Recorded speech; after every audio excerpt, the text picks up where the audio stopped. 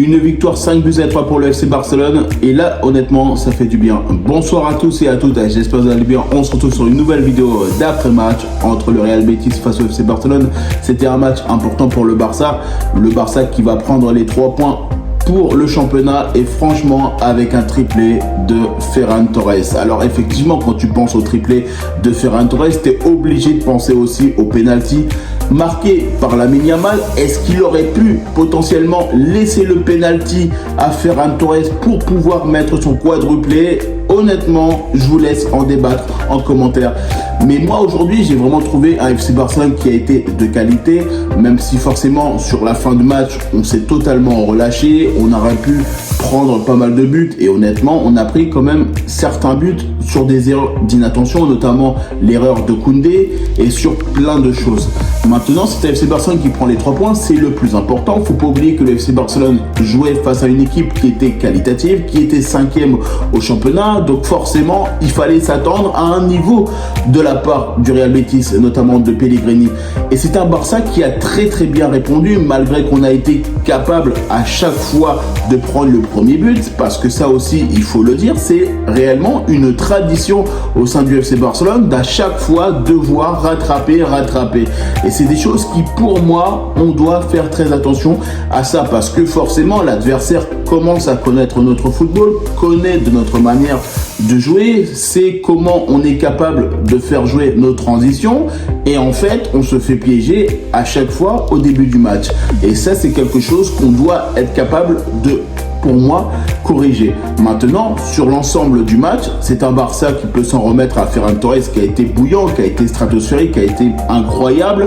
Le deuxième but, la demi-volée, elle est exceptionnelle de la part de Ferran Torres. Il ne faut pas oublier que quand même, ça faisait pas mal de temps qu'on attendait un attaquant du Barça qui soit qualitatif. Et là, honnêtement, il a répondu présent. Alors, forcément, est-ce qu'on va pouvoir penser à Ferran Torres sur l'après Robert Lewandowski? Moi, honnêtement, je trouve que c'est un très bon profil. C'est un joueur qui est capable de faire beaucoup de bonnes choses. On a souvent sous-estimé. Il ne faut pas oublier qu'il est déjà à 13 buts, toutes compétitions confondues avec le FC Barcelone.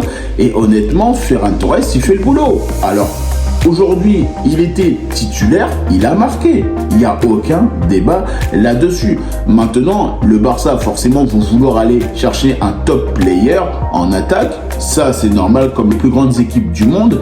Maintenant, il ne faut pas oublier que la charnière centrale, il va falloir aussi s'en préoccuper. Parce que même si on a de très bons attaquants, si derrière, on est complètement à la ramasse, il faudra faire très attention parce que honnêtement, on était très bien dans le match et on s'est retrouvé à 5-3 à la fin du match. Donc ça veut dire que quand même, il y a des erreurs d'inattention ou des erreurs que nous faisons sur tous les matchs qui sont en train de se répéter.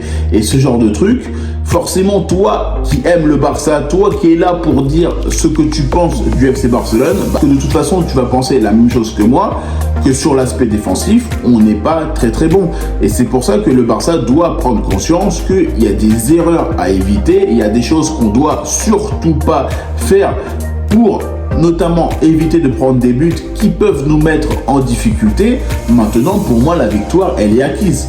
Voilà, et cette victoire-là, elle est très importante pour le championnat. Parce que forcément, tu vas mettre la pression au Real Madrid. Parce que forcément, tu sais que là, tu as une opportunité de prendre le large au championnat. Et surtout, tu sais que là, dans le capital confiance, tu te dis, tu as battu le Real Betis, tu as battu l'Atlético Madrid, donc forcément rapidement, et là en plus on a un match qui va arriver assez rapidement face à Francfort pour le match de Ligue des Champions, il faudra gagner. C'est un match très important, ce match qui va arriver en Ligue des Champions.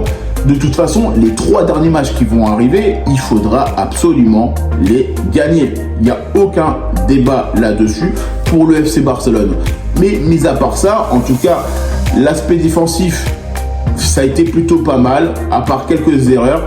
Offensivement, avec Pedri, franchement, on le sait, Pedri, il apporte énormément de stabilité offensive, défensive, sur le contrôle, sur la maîtrise du ballon. Le FC Barcelone qui s'en est remis à Ronny Batty, qui a mis son premier but officiel avec le FC Barcelone, on va dire sur une compétition officielle.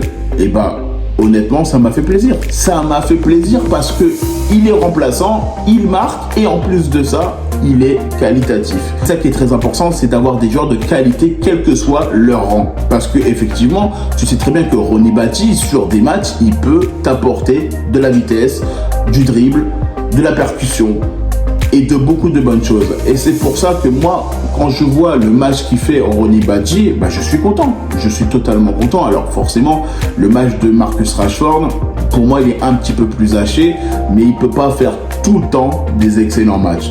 Après, honnêtement, on a eu un 9 de qualité, donc il nous a permis de marquer.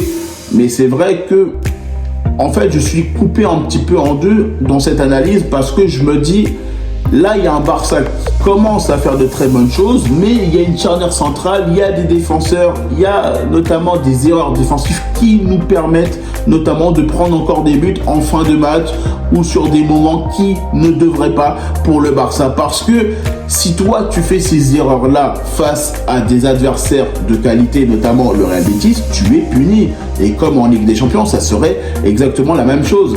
Et c'est pour ça, pour moi, d'un côté, je suis très content parce que le Barça remporte la victoire. On a les 3 points. On a effectivement beaucoup de bonnes choses pour nous. De l'autre partie, c'est quand même assez compliqué parce que tu vois quand même qu'on encaisse 3 buts dans ce match-là. Parce que, alors, sur le premier, on peut effectivement se dire, c'est un manque d'inattention, mais c'est pas la première fois qu'on prend les premiers buts dans pas mal de matchs. C'est pas la première fois qu'on est capable d'avoir des performances comme ça en début de match. Surtout, en plus de ça, faut pas oublier que sur l'aspect défensif, sur les 2 autres buts, il y a des erreurs totalement d'inattention, des erreurs de concentration, des erreurs qui pour moi peuvent être évitées si on est capable d'être concentré à 100% dans ce match-là. C'est pas parce que tu gagnes 5-1 ou que tu gagnes 6-1, un exemple, que forcément derrière tu dois te relâcher. Parce que l'adversaire, ils vont sentir la différence, ils vont se dire là il y a un relâchement de l'adversaire, il faut absolument en profiter. Et c'est quelque chose qui, pour moi, le Barça aurait dû faire très attention là-dessus. En tout cas, moi, je vous remercie toutes les personnes qui prennent le temps pour regarder cette vidéo. N'hésitez pas à liker, commenter et partager. N'hésitez pas à me dire en commentaire qu'est-ce que vous avez pensé de ce match entre le Real Betis face au FC Barcelone. N'hésitez pas à me rejoindre sur mes différents réseaux sociaux, sur Facebook, Instagram, X, Threads et TikTok. Et puis moi, je vous dis tout simplement à bientôt pour une prochaine vidéo.